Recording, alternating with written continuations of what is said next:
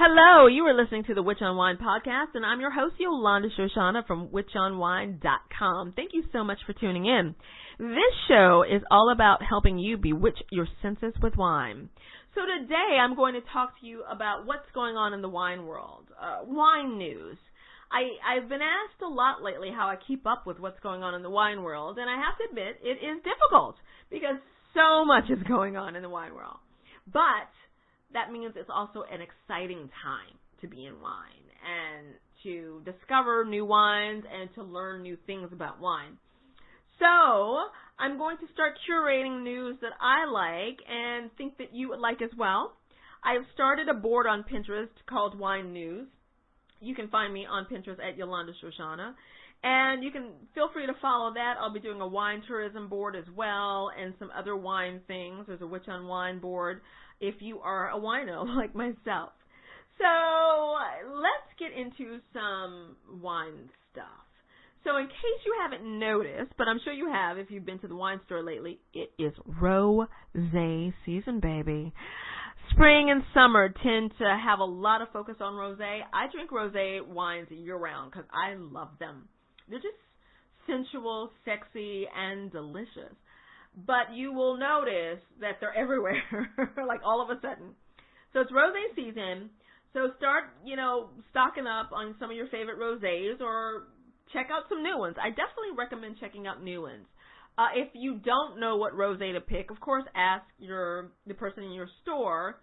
But I always say you can't go wrong with a rosé from Provence, France. I will also be doing a rosé roundup for the podcast, and I will be posting my favorite rosés on a women's lifestyle site. So it's all about the rosé. And if you read my wine astrology, this month all the wines that I selected were rosés. So go check out what rosé I recommend for you this month. If you don't want to try the rosé I recommended, then go with your favorite one. But, think out of the box. The rosés that I picked are really, really good. Trust me. I've loved every single one of them. So, next but not least, so France used to really be able to call themselves the king of wine, and they've just really been dethroned by Spain and Italy. Spain and Italy are kicking serious ass right now with wines and taking over as top winemakers. Spain is churning it out, and I'm so excited that I actually get to go to Spain tomorrow. And they're really doing it and becoming just this place known for really great wine. People are really embracing that. And Italy as well. Italy's always been, at the top. But I think Italy is doing something a little bit different. They're just being friendlier about their wine and really talking more and more to people about wine. I've met some of the most amazing Italian winemakers in the past month. Just excited about their work. The winemakers I met, they were from Sicily, but there's just so much going on in Italy. And Spanish and Italian wines are just really food friendly and go great with everything, and you can find some really great ones at wonderful price points. Not just you can't find good price points with French wine, but when you want a good sparkling wine and you don't want to pay $80 for champagne, you can get a good cava for about $15. Who doesn't love that? So there's just some really exciting stuff going on. So if you haven't spent a lot of time with Italian wines or with Spanish wines, I recommend for you to just go to those sections next time you're in your wine store and see what's going on. There's a lot going on. I post a lot about those wines. I've been drinking more Spanish wine since I am going to Spain, and because of meeting these Italian winemakers, I've tried some really beautiful Italian wines that won't break your budget. So, just see what's popping off. So, I know this isn't wine news, but I wanted to mention it because craft beer is big right now, too. Kelsey Grammer, of all people, is getting into the beer business. He's going to be opening up a brewery up in Hudson Valley. Apparently, he makes his own hops or something. I thought this was interesting. Hudson Valley, New York. So, be on the lookout for that if you're in New York or if you come to visit and what have you, because I know a lot of people actually do come here to come to these valleys to check out our wineries and our beer. So, these celebrities are really getting into the liquor, beer, wine business and doing it. I like Kelsey Grammer, so I'm curious to see what his beer tastes like. He looks like he likes food, right? So I expect for it to be good. I want it to be good. I'm not a big beer drinker. Lately, I've been invited to more beer stuff, and I will be covering it more on my blog when I switch it up, because I know women love beer. I tend to like beer when I'm watching baseball, but I've tried some good beer lately, so it should be interesting. So go Kelsey Grammer. I don't know the name of his beer yet, but I will let you know as soon as I do know. So California, we know California is big on wine in the wine world, but if you did not know about this might come as a shock to you. There were 83 wineries mentioned in a suit that had arsenic in their wine. I know. This suit was dismissed, which is shocking to me, but I guess maybe not so shocking. I don't know. If you drink California wine, you might want to check the list. These wineries were cheaper wines. They were like your Barefoot wine, Menage a Trois, Bandit. So they were wines that were of a certain price point, and there's arsenic in the wine. I believe the suit was thrown out because it wasn't too much arsenic. It's a little weird. I just am a little baffled by this. It's like, well, how much arsenic has to be in the wine for it to be a problem? But you just might want to know what you're putting in your body and what you're putting in your glass. If you are spending $6 to $7 for a wine made in the U.S., just know that it's probably not good quality. I would venture to say that if you found a French, Spanish, or Italian wine for $8, you're probably okay. It's just a different ball game. I hate to say that, but it's true. Just really pay attention to that. And I've had some Barefoot wine. I don't go near it now because I just can't. And I love that Bandit Pinot Grigio. It's not a bad box wine. It was the wine I would take to smuggle into the movies with me.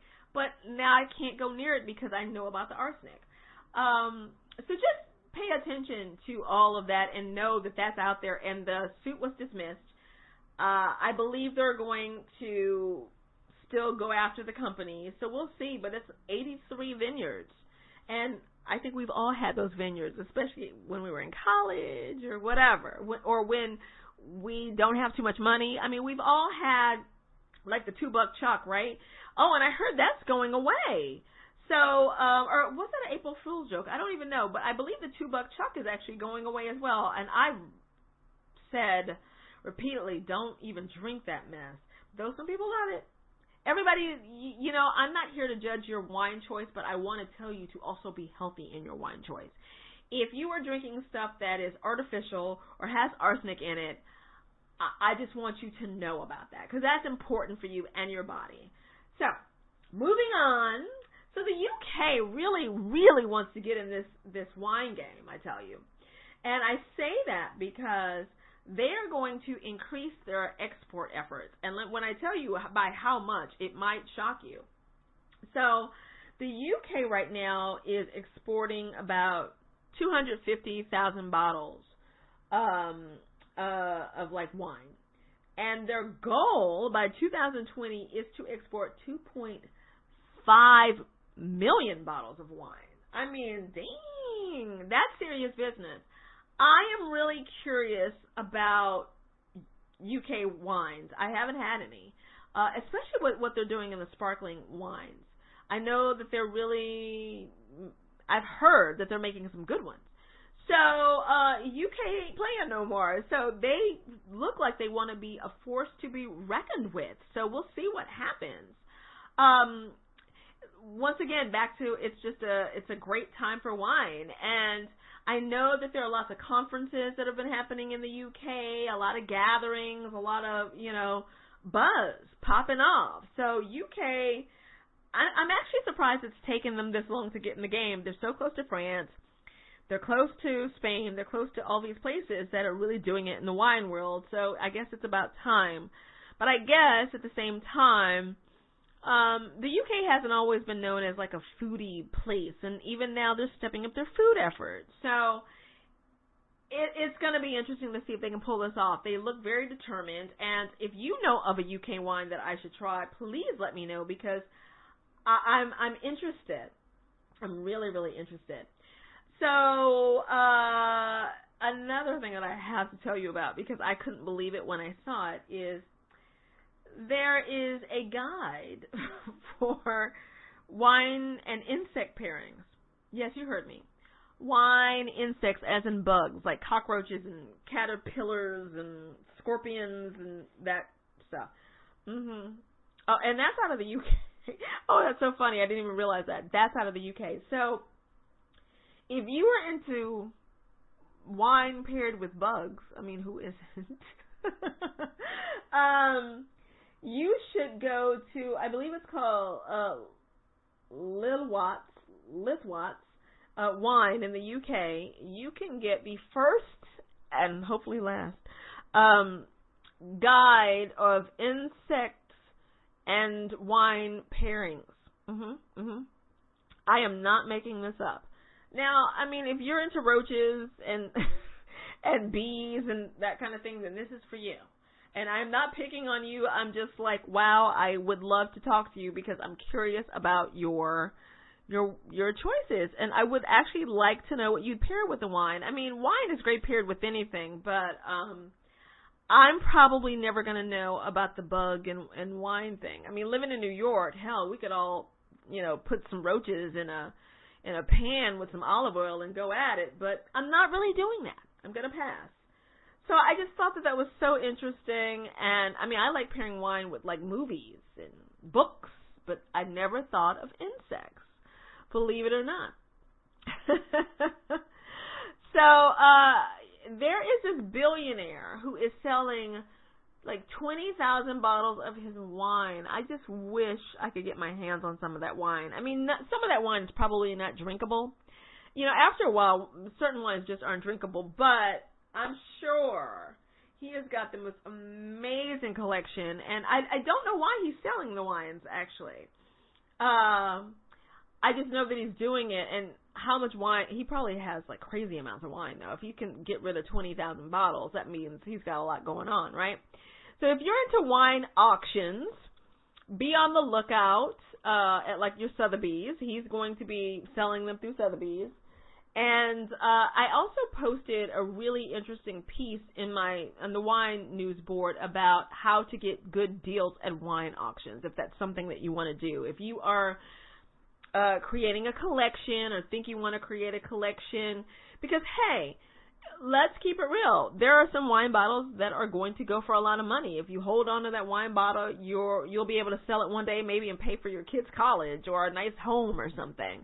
So it is something to look at, while other people are collecting comics and stamps and all that good stuff. If you like wine, maybe you want to invest in a good bottle for collection purposes. It's not something you necessarily want to drink, but you want it to go up in value so that you can, sell it. Because there is a whole other world with that.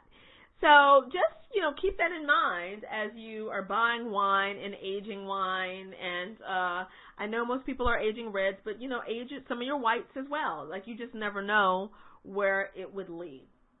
So these are the top things in wine that I saw during the week that I thought you would be interested in. Like I said, there is so much going on. And I am off to Spain tomorrow, and I'll be at a wine conference with people from around the world. So I'm sure I'm going to have even more information for you. And I'll be trying wines from like India, which I'm so excited about. Some of their bottles are so beautiful. And all these other amazing exotic places. And I will definitely be reporting back. And if you want to follow my wine adventures there, you can find me, of course, on Instagram, Yolanda Shoshana. Twitter is at Shoshi, Shoshi. And I'll do my best as well to do like Hangout and possibly live on Facebook, especially for my hotel rooms. My hotels sound really great. I'll be staying at some really great hotels.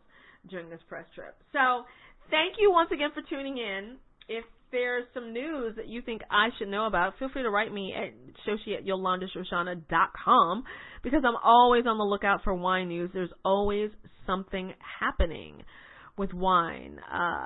It's just the most beautiful industry to be in. So until next time, cheers to you. Bye.